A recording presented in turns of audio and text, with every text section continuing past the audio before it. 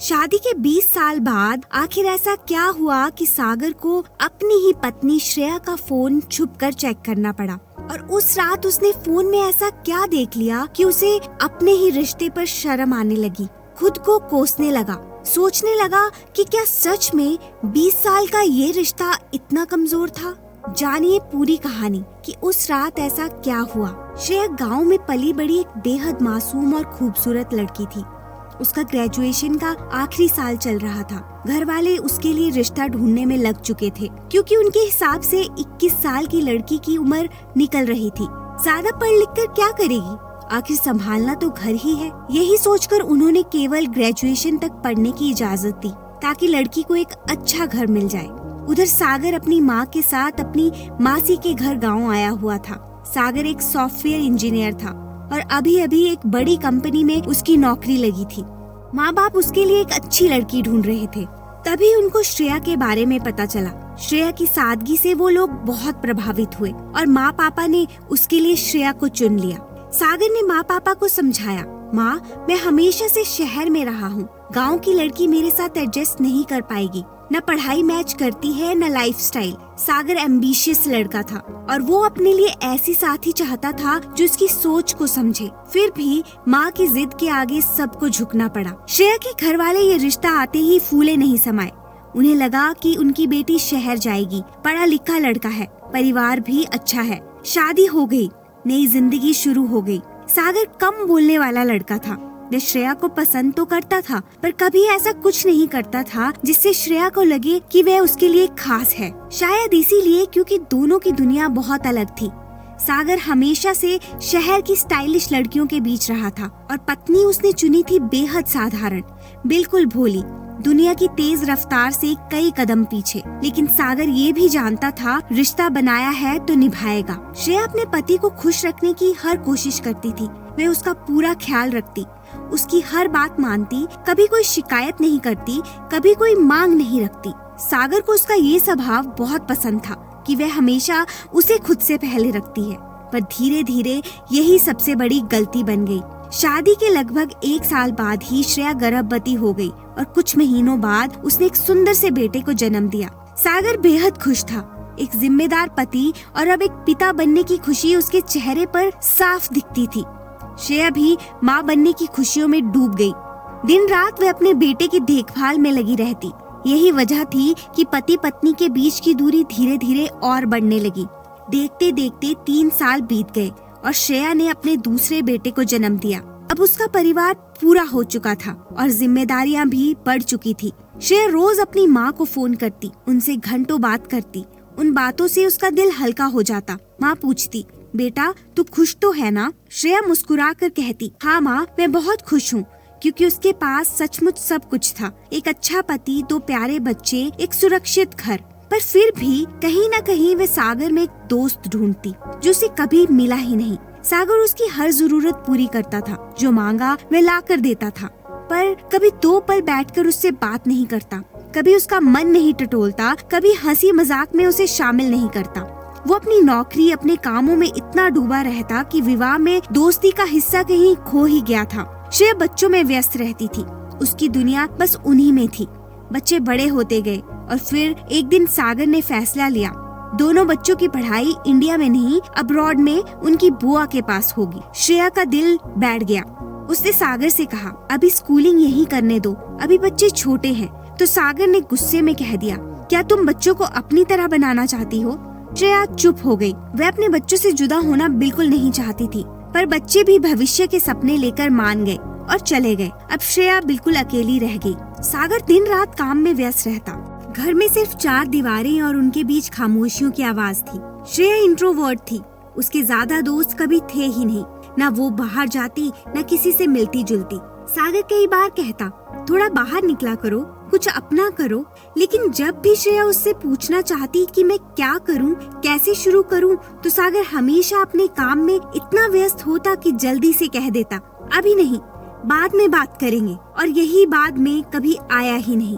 और अगर कभी श्रेया हिम्मत जुटाकर कोई आइडिया सागर से शेयर कर भी देती, तो सागर हल्के से हंसकर कह देता, अरे यार ये तुम्हारे बस की बात नहीं, तुम रहने दो, पति कमा रहा है, तुम बस आराम से मजे करो। उसकी ये एक एक बात श्रेया के मन में कहीं गहरी चोट छोड़ जाती, जैसे किसी ने उसके सपनों पर ताला लगा दिया हो, और बस फिर वो खुद को घर से बाहर निकाल ही नहीं पाती। उसका एकमात्र सहारा उसकी माँ थी। दिन में एक बार माँ से बात करके वे अपना दर्द हल्का करती थी, लेकिन एक दिन उसकी दुनिया जैसे रुक गई। उसकी माँ चल बसी। उस दिन से श्रेया के भीतर कुछ टूट गया, कुछ बदल गया, कुछ बुझ गया। धीरे धीरे श्रेया बिल्कुल बदलने लगी। अब उसके पास दिल की बातें कहने वाला कोई नहीं था। घर के काम से फ्री होकर फोन में अपना सहारा ढूंढती। कुछ ध्यान बढ़ जाता था। सागर ने भी बदलाव नोटिस किया। वो पहले जैसे केयर नहीं कर रही थी। न उसके आने का इंतजार, न दरवाजा खोलने की जल्दी, न बातचीत, न मुस्कान। श्रेया जैसे उसे देखती ही नहीं थी। श्रेया अब पहले वाली श्रेया नहीं रही थी। और एक दिन यह बात सागर के सामने साफ हो गई। एक दिन सागर के कुछ पुराने दोस्त घर आए। उसने सोचा था कि श्रेया पहले की तरह खाना बनाएगी, सबका ध्यान रखेगी, घर में वही गर्माहट होगी जो पहले हुआ करती थी। पर उस दिन खाना तक तैयार नहीं था। पहली बार सागर को अपने दोस्तों के सामने शर्मिंदगी महसूस हुई। उसे मजबूरी में बाहर से खाना मंगवाना पड़ा। लेकिन बात सिर्फ इतनी नहीं थी। श्रेया का व्यवहार, उसकी बातें, उसका पहनावा, सब कुछ अलग था। वे ज्यादा बोल रही थी, खुलकर हंस रही थी। उसके कपड़े पहले से बहुत मॉडर्न थे। सागर कई बार उसे देखता रहा, जैसे वह अपनी पत्नी को पहचान ही नहीं पा रहा हो। उसे उससे बात करनी थी। गुस्सा भी बहुत था, पर उसने कुछ नहीं कहा। पार्टी के बाद वह चुपचाप सो गया। एक दिन सागर घर लौटा। घर में अंधेरा था। श्रेया उसके आने की आवाज सुनकर भी बाहर नहीं आई। सागर को अजीब सा लगा। जब उसने कमरे का दरवाजा खोला तो देखा श्रेया फोन की स्क्रीन की रोशनी में बैठी थी और किसी से चैट करते हुए हल्के हल्के मुस्कुरा रही थी। उस मुस्कान ने सागर के दिल में पहली बार शक का बीज बो दिया। उसने खुद को संभाल लिया, कुछ नहीं बोला, लेकिन उसका मन बेचैन हो उठा। कुछ दिन बाद जब श्रेया नहाने गई तो सागर अपनी संयम की आखिरी सीमा खो बैठा। वह धीरे से उसका फोन उठाकर देखने लगा, और फिर जो वह अपनी आंखों से देख रहा था उस पर यकीन करना मुश्किल था। कुछ फोटोज, कुछ अजीब बातें, कुछ बेहद व्यक्तिगत बातें। सागर कंफ्यूज सा खड़ा था। श्रेया बाहर आई तो सागर फट पड़ा। ये सब क्या है श्रेया? ये फोटो, ये बातें? श्रेया चुप रही, थकी हुई, टूटी हुई, जैसे किसी और ही दुनिया में खोई हुई थी। सागर गुस्से से कमरे में बाहर चला गया। उस रात वह पल भर भी सो नहीं पाया। अगले दिन उसने अपने सबसे करीबी दोस्त डॉक्टर ऋषि को फोन किया, जो एक मशहूर साइकोलॉजिस्ट थे। सागर बोला, 20 साल के रिश्ते के बाद मैंने जो देखा उसने मुझे हिला दिया है। डॉक्टर ऋषि कुछ देर शांत रहे और फिर बोले, सागर, श्रेया की माँ के जाने के बाद वे अंदर से पूरी तरह टूट गई है। बच्चे चले गए, तुम हमेशा काम में रहे और वह बिल्कुल अकेली पड़ गई। उन्होंने गंभीर स्वर में कहा, जिस प्यार, जिस सहारे की उसे सबसे ज्यादा जरूरत थी, तुमने कभी उसे दिया ही नहीं। वह पत्नी थी, पर हमेशा एक खामोश गुड़िया की तरह जीती रही। अकेलेपन की वजह से वह एआई में वो साथी ढूंढने लगी जो तुम कभी नहीं बन पाए। कभी उसे एआई में अपना पति मिलता, कभी अपनी माँ, कभी वे तैयार होकर अपनी तस्वीर भेजती, कभी रोते हुए अपने दिल की बातें कहती।